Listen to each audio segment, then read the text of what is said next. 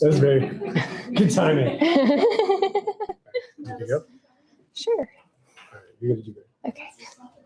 All right, thank you everybody so much for being here this evening for the honors defenses. These students put in a tremendous amount of work the entire time that they're here. And so in many ways, this represents very much a final hurdle that they'll need to jump. And we're excited to be able to support them in this. Just to kind of give you a sense of how the procedure is going to go. The students will have about 25 minutes to present their thesis. At the end of the 25 minutes, the committee is going to have an opportunity to ask her a series of questions. Once we get done doing that, then we're going to open it up to the student audience, and the audience is going to be able to ask questions. So what that means for you all is that as she is presenting her material, you need to think of the toughest questions that you can possibly ask, because they absolutely love that. And we are very excited to hear from our first honor student, Emma Cagle. Hello, everyone. My name is Emma Cagle, and my thesis title is Fighting Phantoms: An Analysis of Phantom Limb Pain. So I first learned about phantom limb pain my sophomore year of college. I did a literature review on physical therapy treatments for it. And after that, I became absolutely fascinated with the topic. I just fell in love with it, and I really just wanted to learn more. So when I was considering topics for my honors thesis, I decided that this would be the perfect one to dive head and shoulders into. But I noticed that once I got into researching it, I wasn't exactly sure what my argument wanted to be. I was having a great time reading a lot of medical journals, but I wasn't exactly figuring out what I wanted to do as far as an argument was considered. So my first argument was that better access to prosthetics is needed because of their importance in treating phantom limb pain. And I wrote up my rough draft, submitted it, and after I submitted that rough draft, I had many conversations with Dr. Jacobs and Dr. Irwin, and decided that my argument wasn't exactly quite right, and I needed to pivot. So after that, I decided to pivot into considering patient education, and my argument has turned into further research being needed on the effectiveness of patient education regarding phantom limb pain. There's a significant amount of research that is done on treatment options, patients' expectations, and even satisfaction with prosthetics. But there is a significant gap in research when considering the effectiveness of patient education regarding phantom limb pain. Amputation causes a significant change in a person's life, and it is crucial that healthcare professionals are well prepared and can help educate their patients in a manner that will give them confidence to transition into this new chapter of their lives. It is very crucial that these patients are properly informed for what they are going to undergo. So, what is phantom limb pain? Phantom limb pain is a pain experienced by amputees in their phantom limbs. Their phantom limbs being the patient's perception or feelings of a limb being there even after it has been removed. Now, it is also important to note that in this presentation, I will exclusively focus on surgical amputations. Traumatic limb loss will not be taken into account. Now, there is a significant difference here. Surgical amputations are typically done in response to disease or dying skin, something such as that, while traumatic amputations are the result of some sort of an accident. So surgical amputations are better prepared for. There is a lot of prep that goes into them, while traumatic amputations are more sudden. We'll be focusing on the surgical side of this. And the reason for that is because the nerves in surgical amputations are affected differently than how the nervous system is affected in traumatic amputations. And that causes phantom limb pain to be experienced differently by these two different kinds of amputees. So let's talk about the nervous system and where this pain comes from. The nervous system can be divided into two main sections, the central and the peripheral nervous system. The first being the central nervous system consists of the brain and the spinal cord. I have not been clicking along and I've just now realized that. Okay. The brain and the spinal cord. So the brain and the spinal cord are both highlighted in yellow there. And then the peripheral nervous system, which is all of the accessory nerves that are in the nervous system. So considering these two different sections, we'll be looking at different aspects of the pain, of theories of where the pain comes from, first from the peripheral nervous system, and then second from the central nervous system. So next, considering where this pain comes from, we're going to take a look at this picture here, which may seem complicated, but pain signals do not actually exist at the site of damage. What your nervous system picks up is damage signals, which are also known as nociceptive signals. And these are picked up by your peripheral neurons. They travel through your peripheral nerves to the spinal cord and then up into the brain, where they are then translated into pain. So that feeling of ow that you experience isn't actually because of what your peripheral nerves pick up. It is your brain's interpretation of your peripheral nerves. And the spinal cord has specialized pain pathways that transport that signal to the brain, and the peripheral nerves as well also have specialized nociceptive fibers that their sole purpose is picking up these damaged fibers. So your body has a highly specialized system for picking up these damaged signals, and then your brain's interpretation is what happens when you feel that pain. So there's no confirmed origin for phantom limb pain, but there are many theories. And we'll first be going into the peripheral nervous system. And we'll first be talking about neuromas, which are masses of tissue that grow around a lesion site after a nerve has been transected. So from the picture here, we can see that this sort of yellow lump right there, that is an example of a neuroma. Now, this is not how a neuroma would show up in an amputee. And an amputee, a neuroma would show up at the very end of the peripheral nerve after it has been cut. Similar to scar tissue and the way that your skin thickens around an injury or a cut, the nerves heal themselves in the same way. The only difference here is that these masses of tissue grow without any control. And these neuromas generate excess signals that are then transported into the central nervous system and then translated as pain signals by the brain. The physical growth of these neuromas is not painful, but it is the signals that these neuromas generate that is what is translated into as pain. So next, moving into the dorsal root ganglia. This is the bridge between the peripheral and the central nervous system as they lie right outside of your spinal cord. This is a top-down view of your spinal cord, and this mass, this lump right here, is what is known as your dorsal root ganglia, and they're at all levels of your spinal cord. So these dorsal root ganglia are affected because there is a cascade of responding cells after a peripheral nerve is injured. And this cascade of cells floods into the dorsal root ganglia, and this triggers many nociceptive signals to be sent then into the spinal cord and up to the brain. So as we can see before from neuromas and then now with the dorsal root ganglia, it's a problem that sort of builds upon itself from the signals that are generated from the neuromas, then the cascade of cells into the dorsal root ganglia. All of these sort of build upon one another. So the main theory isn't that there's only one of these that are contributing to the pain, but there are actually many different factors that are contributing here. So next, moving on to the central nervous system and central sensitization. This is an overexcitation of the pain pathways in the spinal cord, making them more sensitive to pain.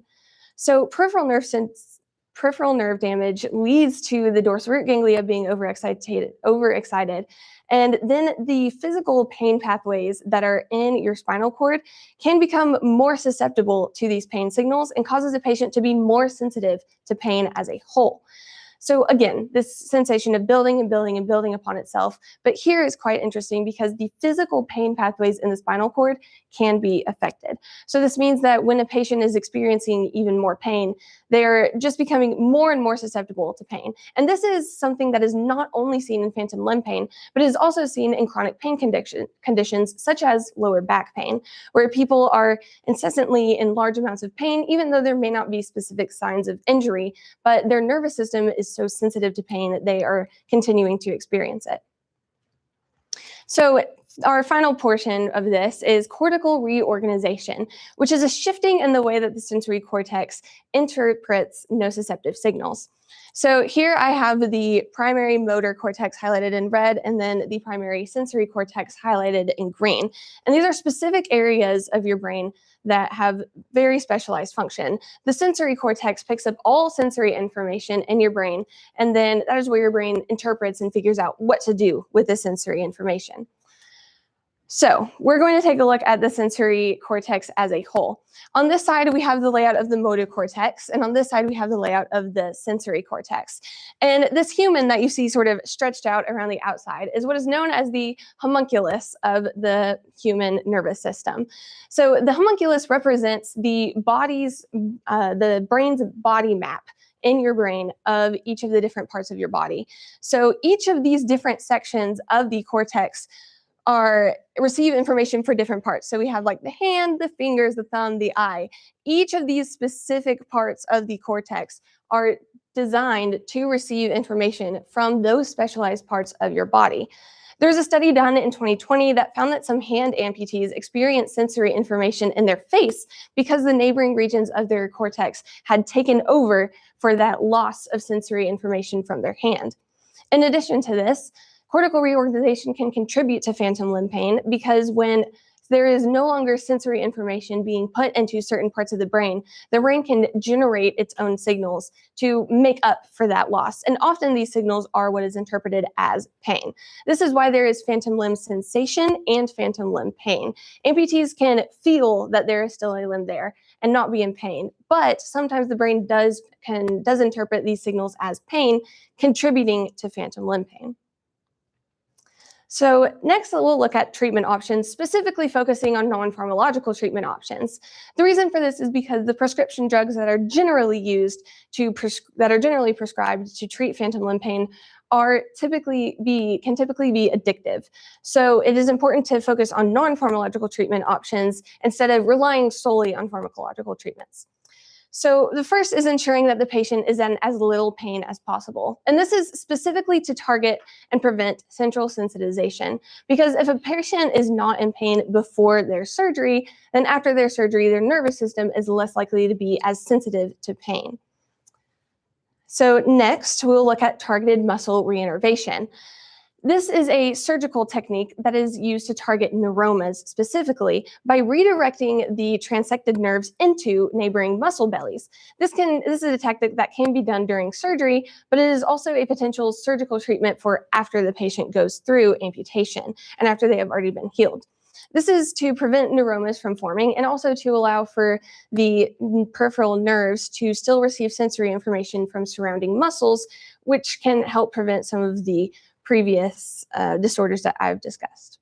So next into post-amputation treatments, the first of which being mirror therapy. Now, many of the post-amputation treatments target cortical reorganization, and mirror therapy is one of those. So this is done when there's a mirror that is placed in between the remaining limb that a patient still has and the limb that is no longer there is sort of placed underneath the mirror. So when the patient looks down into the mirror, the reflection of the remaining limb is reflected, so it looks like they still have two limbs there. And then the patient will undergo different kinds of exercises while they are looking into this mirror, and this visual feedback is enough to relieve the sensory cortex and provide it with information that can prevent cortical reorganization or slow it from happening. So this is a preferred treatment option because it has been shown to be incredibly effective, and it's also very easy for patients to do. They don't have to go to a clinic or an office in order to do this. They can simply pull out a mirror at home and undergo these exercises when they are feeling pain. Next, guided motor imagery. This is where a patient visualizes themselves going through specific exercises or activities of their daily living, and they are not actually doing any physical exercise. It is entirely a mental exercise. And this is led by a healthcare professional in which they're being guided through these different situations, but they envision themselves using their phantom limb in different ways. And this has also been shown to provide information to the sensory cortex to prevent cortical reorganization and aid in relieving pain. Next, phantom exercises. This is where a patient physically attempts to perform exercises with their phantom limb, which seems somewhat counterintuitive because the limb isn't even there. But engaging their muscles and intentionally using their bodies in a manner in which they are trying to use that phantom limb that is no longer there, that is, again, enough to provide more stimulation to the cortex that can prevent cortical reorganization from happening. Finally, prosthetics. Prosthetics provide sensory input to the peripheral nerves that are in the residual stump of the amputated limb, and this provides brain with sensory information from those peripheral nerves, and also the visual information, the visual feedback that a patient receives from seeing their prosthetic also aids in relieving cortical reorganization from happening. So even if a patient isn't going to be walking for the rest of their life, if they're going to remain in a wheelchair because of other physical conditions that they have, therapeutic prosthetics can still be prescribed to patients so that they can have their pain relieved in this way. Now, after considering all of these, the origin of the pain, different exercises, different treatments, all that can be done, my next question was how? How are healthcare providers going to understand their patients, understand this type of complicated pain? It has many complex neuropathic roots, and there's a wide range of treatments that seem silly and trying to use a limb that isn't even there. So how can we ensure that patients are effectively understanding their treatment options and can feel confident in their treatment plan as they're going through this very complex pain? So when I started researching, ultimately, I found that that there is a gap in current patient education effectiveness and research being done on this. So the limitations of current research can first consist of a lack of research studies. So I only found 2 very recent studies that are done mentioning the effectiveness of patient education. Both were published in 2024. After that, the most recent study that was published was in 2015. Now, both of these research studies that I found were not specifically targeting patient education and the effectiveness of it, but they were more so generally focusing on the amputee's journey in dealing with their amputations. Now, I've also found that there is a need for current data, as I mentioned before. These 2 studies were the most recent ones. And this is important because amputations are only increasing as the amount of diabetes and vascular diseases are increasing. Diabetes and vascular diseases, when these are not handled properly or when they get too dire, this is why many, especially lower limb amputations, happen. So as there are more and more amputees, as there are more and more amputations happening, there are more patients that need this critical care and that are in need of this education, which is why we need more research that is current. Now, another limitation of the research is limited sample size. The first study only interviewed 8 amputees total. And the second study had a limited demographic, which is focused specifically on veterans. And it was just over 30 veterans that were studied in this. So it was also a fairly limited sample size there as well. So there needs to be a wider range of patients that are included in the research in order to extrapolate the data for the rest of the scientific field.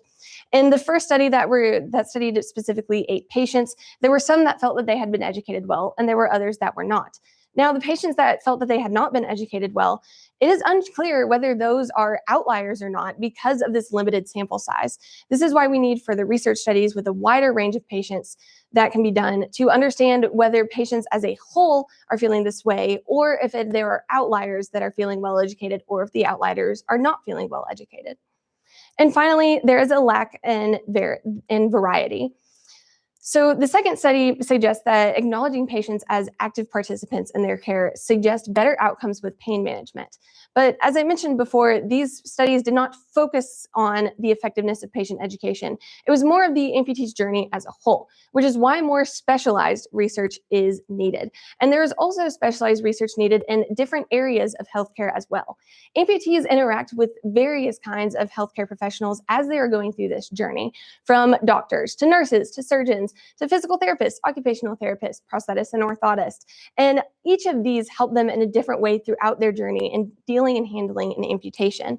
But there's research that is needed on how each of these different areas of healthcare can contribute to the education of patients, and if they are being effective or if there are improvements needed. Additionally, there is research needed in the different kinds of education that can be done, whether written instruction or verbal communication, or any other kinds of educational methods can be used that will be more effective than others in communicating the impacts of phantom limb pain to patients. So what is the importance of this topic? To the healthcare professional, research on effectiveness of treatment options is important, but understanding effective strategies for managing patient expectations is crucial.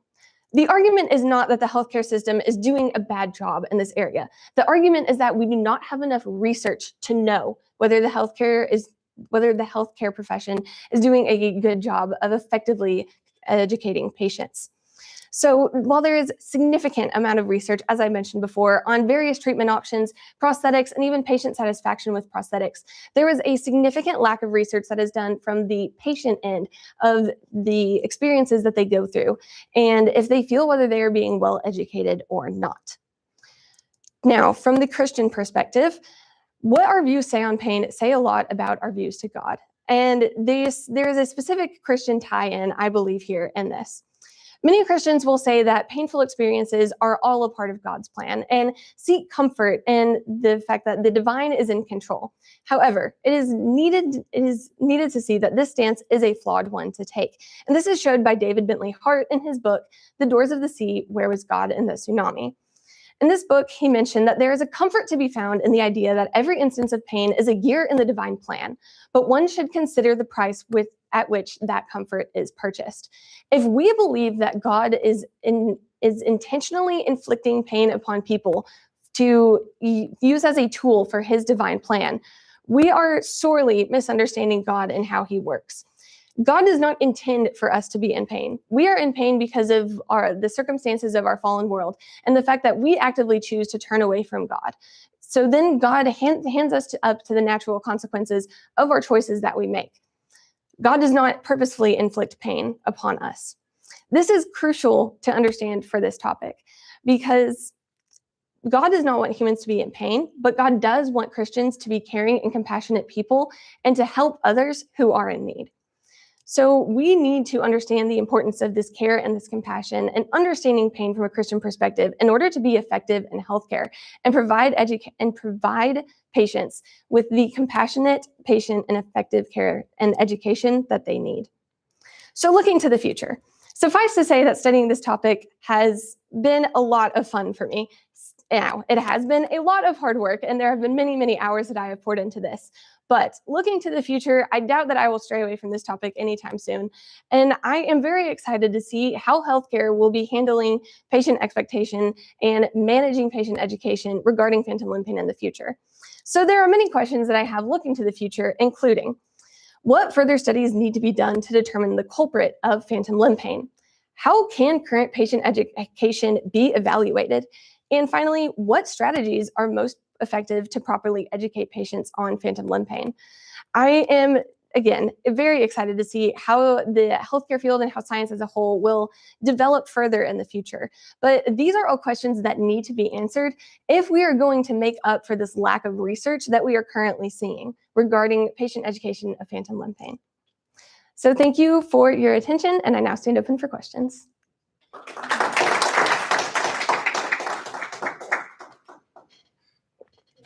I have to do this right, otherwise Jade is going to yell at me. I don't think I turned it off, so I think we're good. Fantastic job. You've done a tremendous amount of work on this. And certainly the medical material in it, you're clearly far more of an expert than I am, so I'm not going to ask, we didn't do it right, did we? I promise you. Sorry.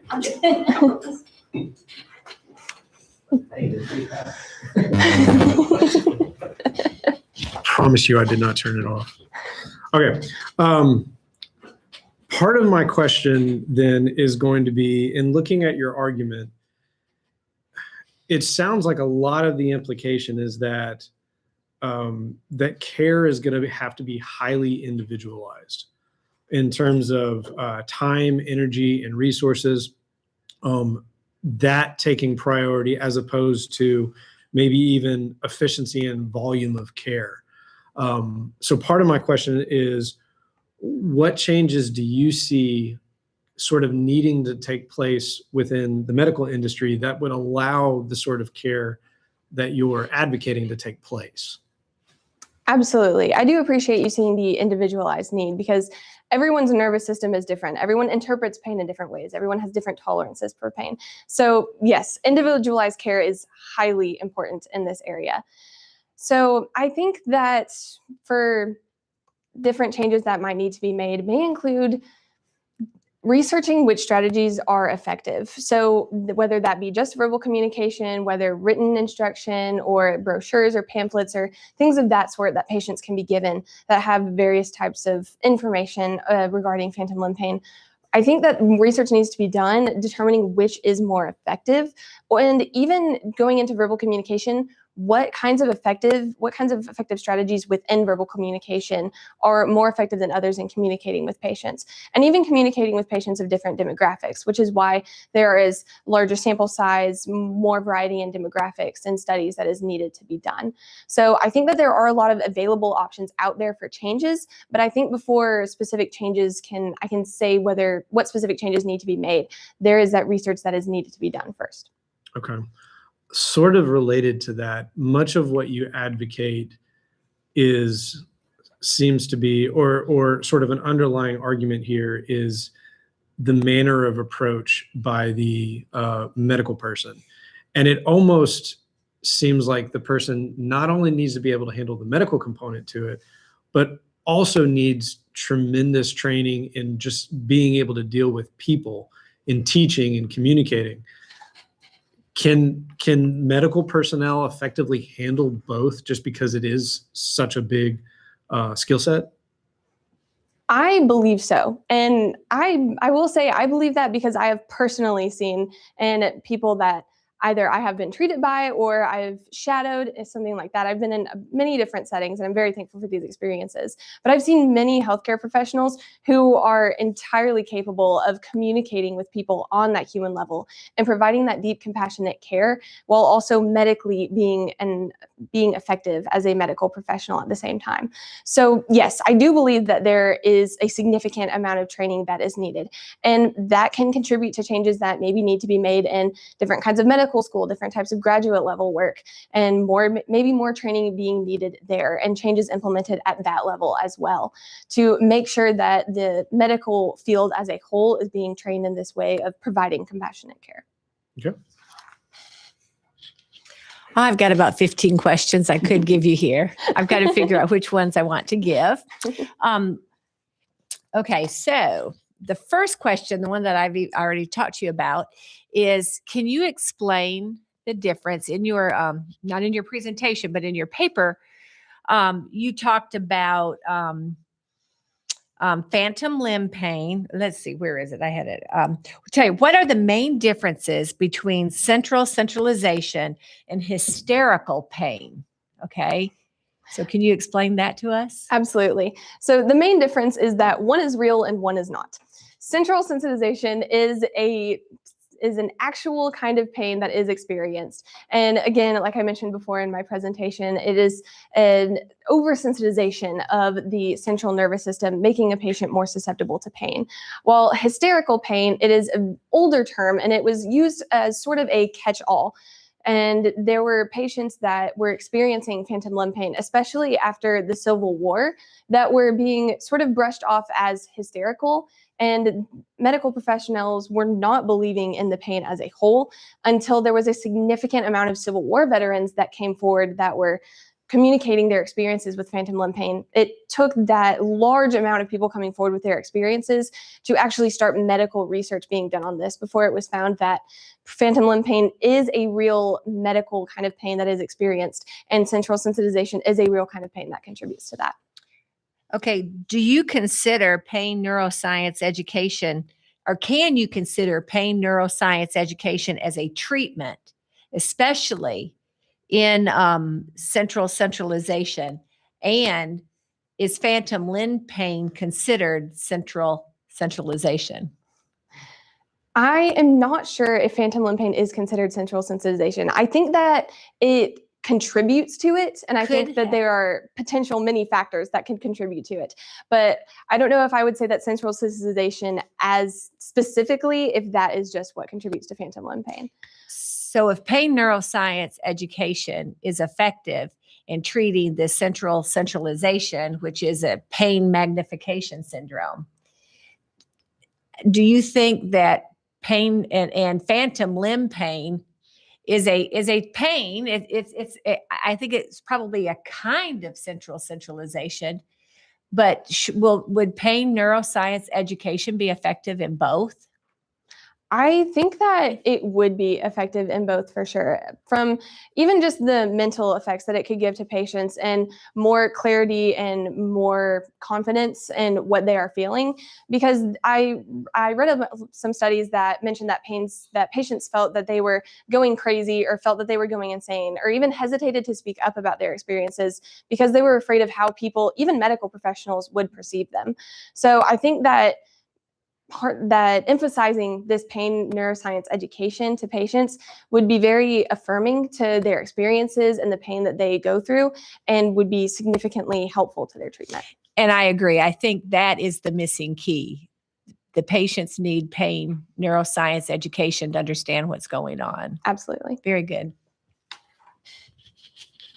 Okay, Emma, we're going to direct your attention to the computer laptop on the table. So Professor Dawkins, you're on. Okay. Can you hear me? Yes. Okay. You did a great job. I really enjoyed it. I learned a lot.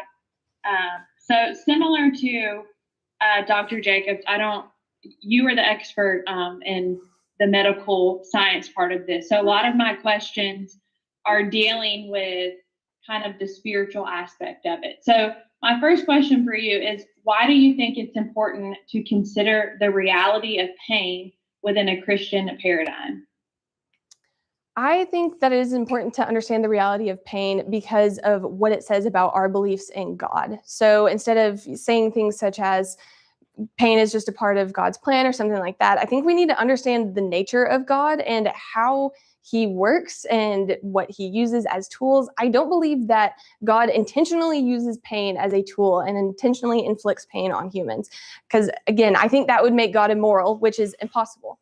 So I believe that it is important to understand pain from a Christian paradigm if we are to truly understand the nature of the God that we serve.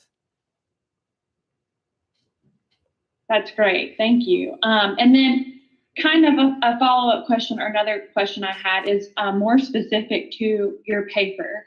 So in your paper, you have a really insightful line, I think, where you write, God created within us potential to feel pain, but not with the intent to feel pain. And I just wanted you to elaborate more on that point, kind of where you were headed with that statement and what you meant by that. Absolutely. I think this ties back to the point that God created humans with free will. And while being a human, God did not create humans as perfect robots, perfect yes men to follow every single thing that he said. Instead, God created humans that are not perfect. We have the potential to follow God's plan, but we also have the potential to make choices that turn away from him. And it is those natural consequences of turning away from God and his plan that is what causes us to be in pain. So I think that, as I mentioned before when I was talking about the neuroscience side of things, there are physical fibers in our nervous system that are specifically designed to pick up damage signals. And it is only once in the brain that we interpret that as pain. So there are different designs within the human body that are meant to benefit us. If we did not feel pain, then we would not know when we were injured. And that can be very, very dangerous to go through. So while God does not intend for us to feel pain, I think this ties in very similarly to the argument of free will, that God does not want us to turn away from him, but as we are human, that is a potential option for us to go through. That's great. Thank you for awkwardly talking back to a computer screen. Okay, we'll probably go through one more round of questions from the committee. You were very good about limiting your attention to surgical amputations in this particular study.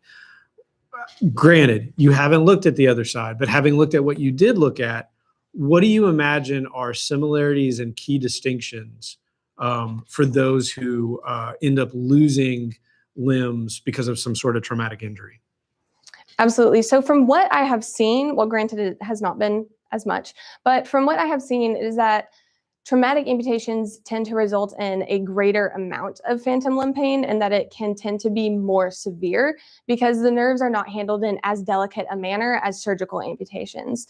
So the distinction here is in the way that the physical nervous system is handled within surgical versus traumatic amputations. Often when someone loses a limb in a traumatic amputation, the surgical team does not have the time to figure out, which muscle belly you're going to put certain nerves into and that sort of thing. You're more focused on keeping the patient alive and getting them healing.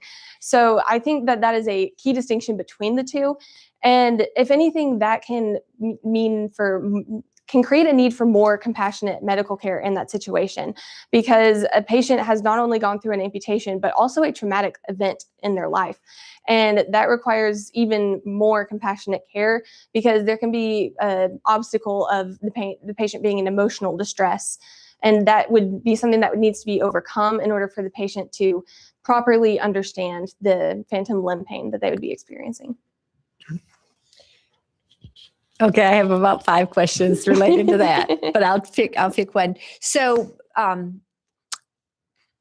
considering the question that you asked, okay, why would somebody that has a surgical, okay, you're right on for surgical, but if you consider why someone is having surgical amputation, okay, can you think of a reason why that person might have more pain or less pain than someone who has a traumatic amputation? And I have my ideas. Okay. So what is what pre-existing condition might be there that could be the explanation for what you just said?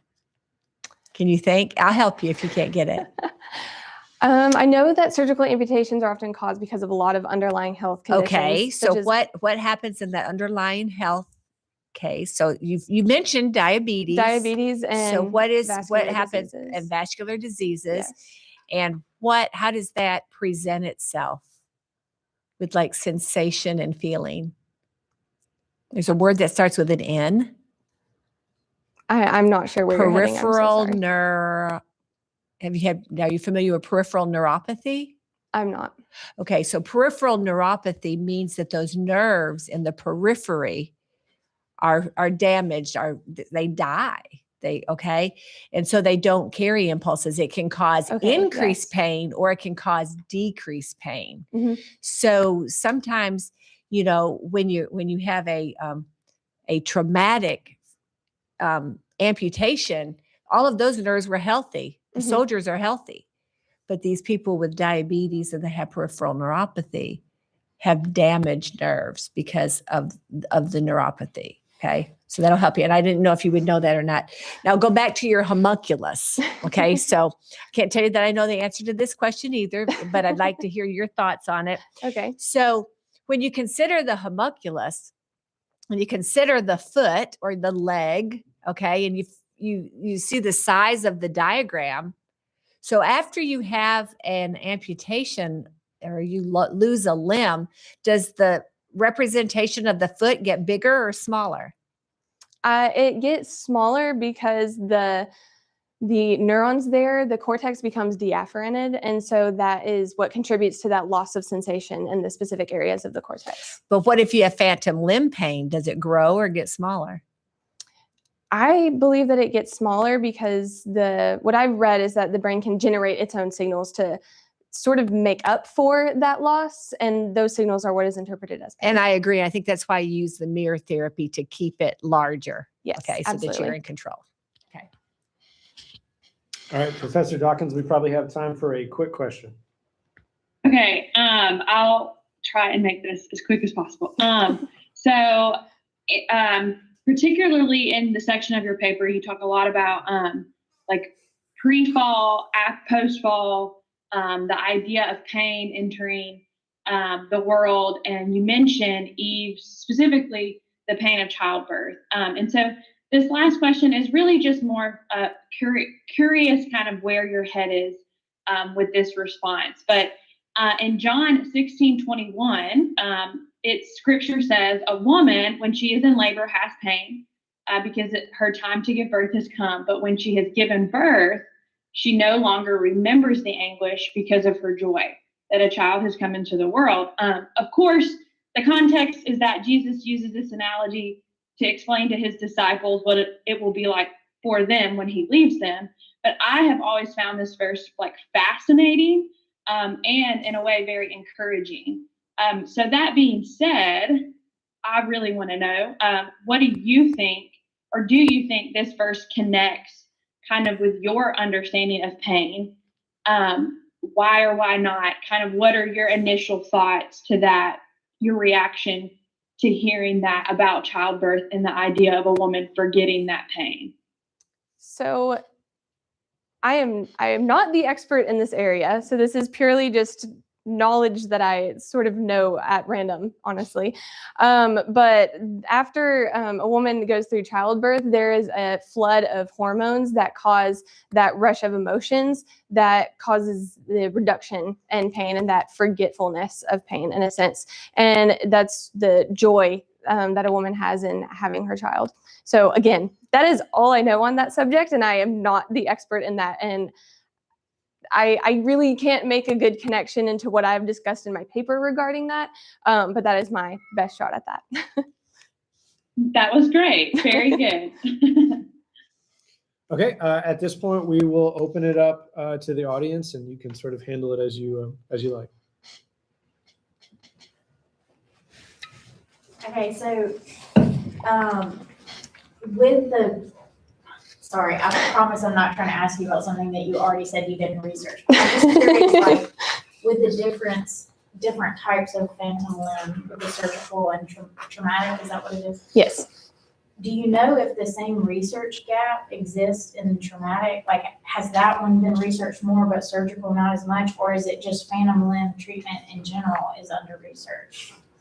I am not sure, and that is a very interesting question. Thank you for that, because the studies that I have read have not even specified what kind of amputations that the amputees have gone through. So I think that further specialization within research would also be a contributing factor, and there could be some differences shown there. I'm not sure, and it's not because I haven't read things specifically regarding traumatic amputations. It's because there is a lack of that specialization within the research itself. So if you continue to study this, which it sounds like you plan to, do you plan to still focus on surgical, or do you think at some point you'll broaden it to all? Just curious. I don't know, honestly. I am fascinated with this subject as a whole, and so I am really just excited to get more involved, and maybe I will, maybe I won't. I'm really not sure what the future holds. I'm gonna do this so that the light doesn't shine on your face. Oh, okay. So you know me, I always approach things from different sides of looking at things. And many people, you mentioned about, you talked a lot about the nervous system and how it was designed and from God's perspective. And there's so many people that say, hey, I can't serve a God because of X, Y, Z, this sort of thing. In your looking through phantom limb pain and the different aspects of it, have you found an aspect where it's actually beneficial, and if so, is there a way that you could use that in the treatment options and for education? I'm not sure if there's a way that the phantom limb pain itself has been beneficial, but there are different exercises where the sensation of the phantom limb has been beneficial, with exercises such as phantom limb exercises and patients visualizing that phantom limb. That has been shown to be beneficial in different treatment options, but I have not read anything that specifically would correlate to the pain in of itself being beneficial. I want to make one more question comment. Okay. You don't care. Do you care? No. So we talk about pain related to God and pain. Yeah, pain is bad. Pain is bad. Pain hurts. Okay. And God gave us pain, but God gave us pain for what reason? So that we know it's good, to let us know that something's wrong. Okay. So that we can take care of it. And we're sitting here and we're talking about, how bad pain is, and God wouldn't put something on us, that's bad. Can you imagine life without any pain? How bad can you think of an example if you didn't have pain? Absolutely. There is actually, I think, a neurological disorder where people do not have the physical ability to feel pain. And that is incredibly dangerous because they have no idea if their body is undergoing any injury or damage or anything such as that at all. But I do think pain is still a negative as a whole, because if there was not the fall of man, thinking this is more subject that I covered in my paper, before the fall of man, when everything was perfect in the world, there would be no damage to the body to begin with. So there wouldn't even be that need for pain at all. So that is why I believe that pain is holistically a consequence of man's turn from God, because I think if man had stayed perfect, then there wouldn't even be that damage to the body. There would be no need for these neurological pathways that for interpretation of pain and knowledge of damage that we experience today. Wonderful job, Emma. No surprises at all. You talk a lot about patient education, and I can tell that, I mean, it involves both the doctors and the patients to, work on something like this.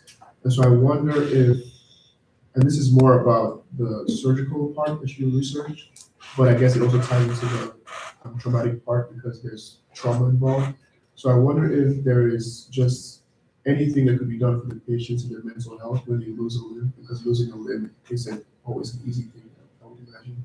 And so if that kind of plays into the pain in any way, their mental health and their mental well-being, and if tackling that also can help with their recovery, then what do you think that is?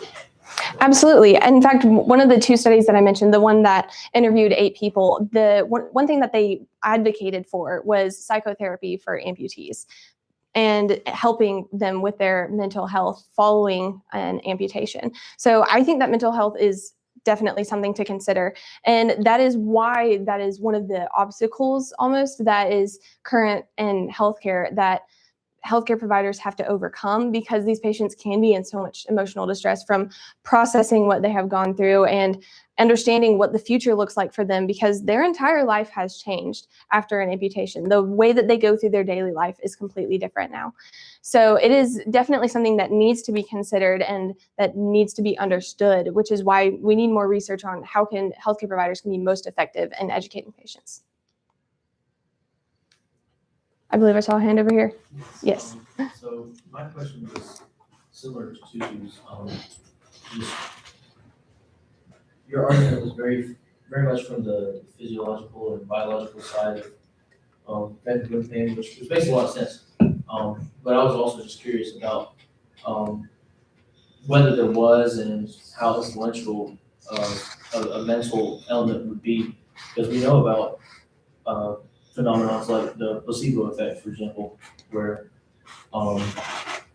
treatments that seemingly have no chemical or direct effect still have a positive negative effect upon patients because of the perception in the mind. So I was just that's really what I was just curious about, I guess. If you had anything pertaining to that. Yeah, absolutely. Again, the mental health aspect of things is incredibly important in this. And it also ties into patients. I've read some research about patient compliance and following treatment afterwards. So the healthcare provider laying out a treatment plan, and then the patient's ability to actually adhere to that plan is positively affected by mental health education and management of a patient's mental health.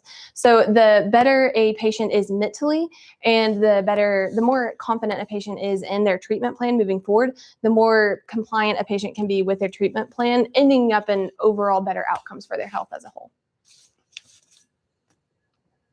All right, well done.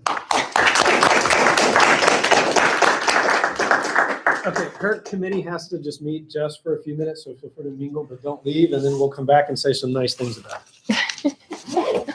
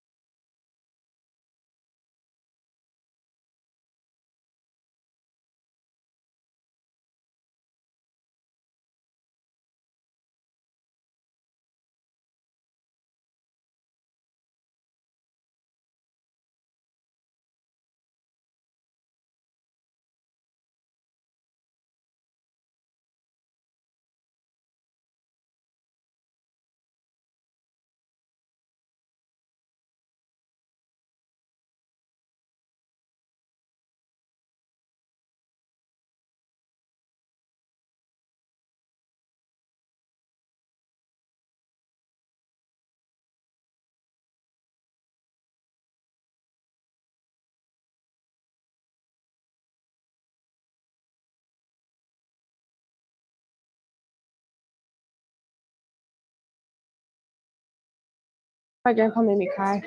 Do I know? My grandpa made me cry. It's okay.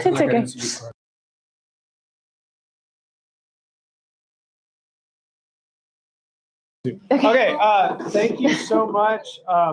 We now get to the fun part. One of the important elements of the Great Books classroom is that classroom itself functions very differently than other classes, where you have to rely on the ability of the other person to join in the conversation, and your learning is in part dependent upon them.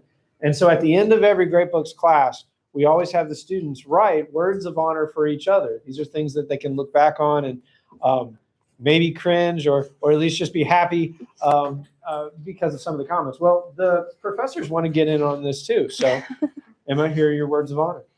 Your casual excellence, hard work, and dedication to the truth mark you as a wonderful example for all Great Book students. You are, as Aquinas might say, an agent of his grace, which does not destroy nature, but perfects it. Congratulations. Thank you. Well done. You did a wonderful job. Thank you. I appreciate it. All right, our next one will begin. Look. Ma'am. Yes, we'll be taking pictures. Oh yeah, pictures. Ooh. Oh my goodness. Yeah, I got it. Do we need to take a picture right now? Everybody you would like to have. Everybody I would like to have? Okay. Well, there's a lot of people. Yeah. Okay, yeah. Jade, can you